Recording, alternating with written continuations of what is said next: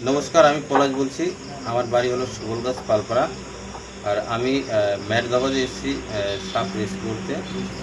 মেদগাবাদ যে কালী মন্দির আছে, কালী মন্দিরের পিছনেই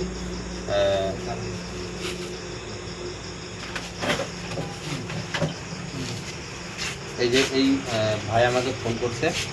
এই ভাইয়ের বাড়িতে এসেছি সাপ রেস্কিউ করতে।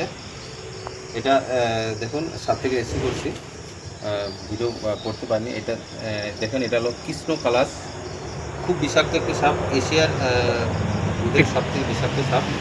এই সাপের এখনও অ্যান্টিভেনাম এখনও তৈরি করতে পারিনি সঠিকভাবে। খুব বিষাক্ত একটি সাপ। আর এই সাপ মানুষের কামড় দিলে মানুষ কিন্তু বুঝতে পারে না যে সাপ কামড় দিছে।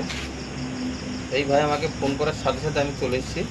অনেক মানে ভিতর অনেক মাল ছিল, মাল সরানোর পরে তাও সাপটিকে পাওয়া যায়নি। ঘরের পিছনে এই বাড়ির কাকা উনি দেখতে পাই যে ঘরের পিছনে সাপটি দেখা গেছে আর কি। তখনই আবার ঘরের পিছনে গিয়ে সাপটিকে রেস্কিউ করছে। কৃষ্ণ কালাস, এটার ইংলিশ নাম হলো lesser black krait. Lesser black krait সাপ। এটা খুব বিষাক্ত একটি সাপ। তো ভাই এখন সাপটিকে যে ধরলাম, কতটা ভয়ের ভিতরে ছিল? অনেক ভয়। একটা ঘরের মধ্যে সাপ ঢোকা মানে সবসময় একটা আতঙ্কের ব্যাপার থাকে। তো এটা না বেরোলে হয়তো রাতে ঠিক মতো ঘুম আসতো না, কেননা একটা চিন্তা সবসময় থাকতো। তো যাই হোক, এটা উদ্ধার করা অনেক উপকার হয়েছে। তো এখন কেমন লাগছে? এখন তো অনেকটা স্বস্তি।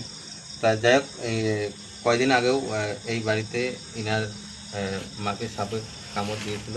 তো এখন সুস্থ আছে। ঘরের ভিতরে ঢুকছিল, মানে পায়ে কামড় দিছে। তা বুঝতে পারি যে কী সাপে কামড় দিয়েছে, হাসপাতালে গিয়েছিল।